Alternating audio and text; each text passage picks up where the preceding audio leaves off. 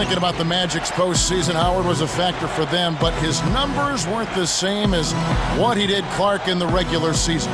Yeah, that happens sometimes in the playoffs. He averaged about 1 point and 2 rebounds below his regular season line, but he still was averaging a double-double, 17 points and 11 rebounds. But you'd expect maybe a tad more than that from him. Open look. And there's Jameer Nelson on the assist by Richardson. Nelson's got his second bucket of the night. So it's New Jersey now. 11-point game. They defeated Charlotte in their last game. You know, Kevin, I think it sort of came down to the fact they did not have to deal with a lot of pressure from the defense they were facing. Had they been up against a good defense, it could have easily been a different story. From deep. Good! Nelson's got his third basket of the night right there. So with Howard's postseason slump you brought up, what do you think it was?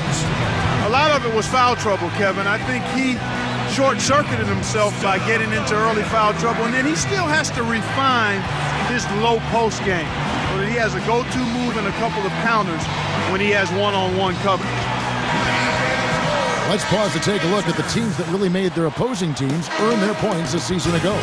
Look at Orlando, one of the top defensive teams in the league, so active on that side. Well, it was a long year, and you were reminded of it every time you played this team. I mean, they never gave up a lot of points. They made you work for everything, and the points you did get against them were really hard-earned. And the Nets making a change here. Vujicic over Richardson. Nice shot by Vujicic. You've got to close out on that mid-range jump shot. On offense, here are the Magic. Orton with it. Back to Nelson. He dishes it. Anderson in the post, covered by Outlaw. Richardson the pass to Nelson. Pocket 4. And again, it's the Magic from deep. Something we've talked about before, Clark, the execution for Orlando. That's a category they do well in. And you know as well as anyone, last year they were actually second best offensively in terms of efficiency in the NBA. And that all starts with Dwight Howard in the middle. When he's a force in the paint, getting good post position, finishing around the basket, or at least being in a position to finish, he attracts a lot of attention and can create good, high-quality shot opportunities for his teammates. And his passers always seem to get him the ball at the right place and at the right time. And that's critical because now he's in a position to go one-on-one, and if he's double-teamed, he's improving in getting that ball out of the post and getting it to shooters on time and on target.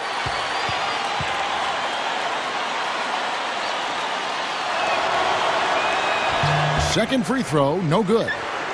Nets only scraped out 4 road wins all of last season. Well, that's the worst road record in recent memory, partner. I mean, 4 wins in 41 tries is really, really bad. Orlando making some changes. Dwight Howard, he's checked in for Orton. Clark comes in for Ryan Anderson. And J.J. Redick is subbed in for Jason Richardson.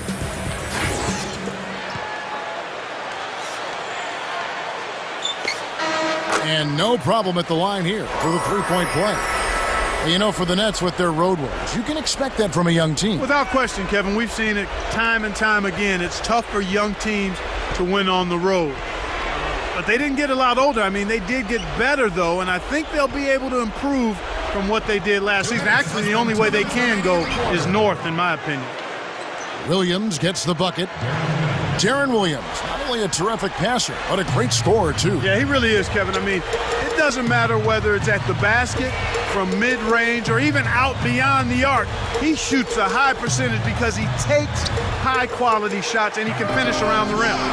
And now our sideline reporter, Doris Burke, has some info for us. Doris, take it away.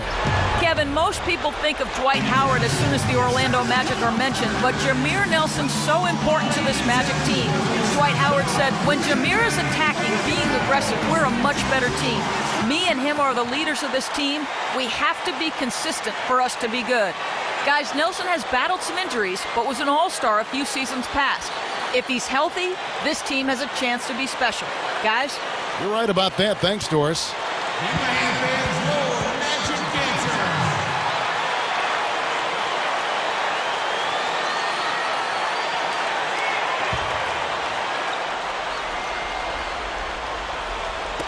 Orlando on D. Only giving up 6 here in this quarter. Gets the whistle, and he'll go to the line.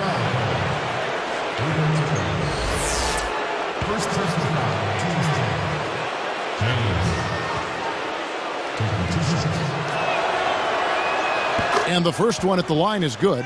They're much more aggressive than in the first quarter. They're getting to the line a lot more, which to me is always an indication of being the aggressor.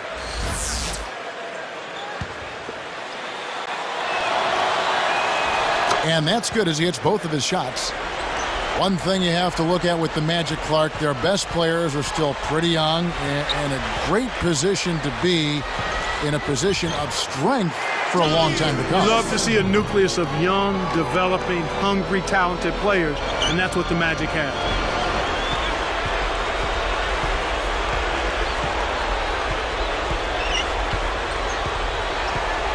Here's Vujacic. Back to Williams. Behind the arc. The shot is off. The Magic the other way. 56 seconds left in the second. Turkoglu against James. Howard kicks to Nelson. Here's Redick. Kept alive. Howard. And finished up with a nice layup. Howard's got his second basket of the night. He got off to a slow start. It took him a little while to get into the flow of this game, but he's turned it on here in the second.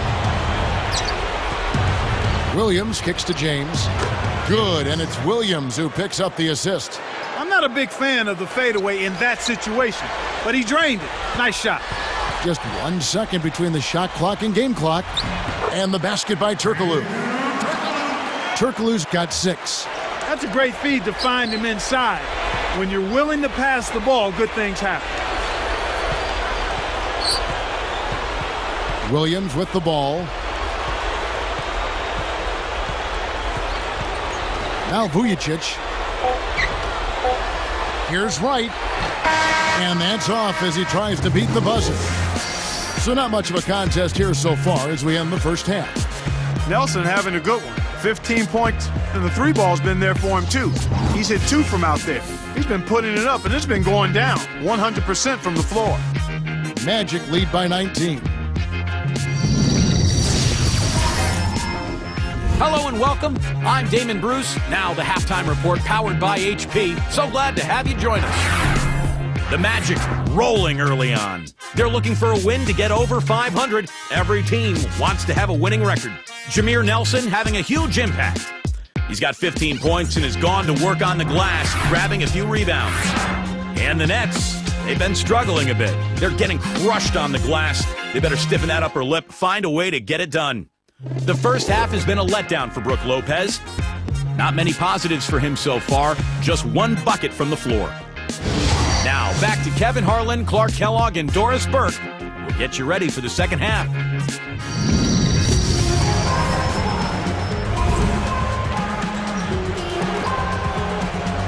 Getting back to the action now, a one-sided game through 2 quarters. We'll see if that changes. Here is Arenas, 19-point game. Pito Turkoglu out there with Brandon Bass. Then there's Howard. Then it's Gilbert Arenas and Richardson. So that's the lineup on the floor for the Magic. Bass backs in. Williams against Arenas. Scooped up. A second chance effort. It's blocked. Here comes Darren Williams. Lets it go. Rebounded by Howard. Dwight Howard, obviously a terrific defender, but fouls have certainly been a problem for him in his career. Yeah, you know what? He was 4th in the league last season with about 3.5 fouls committed per game. You've got to be physical out there, and that's part of his persona.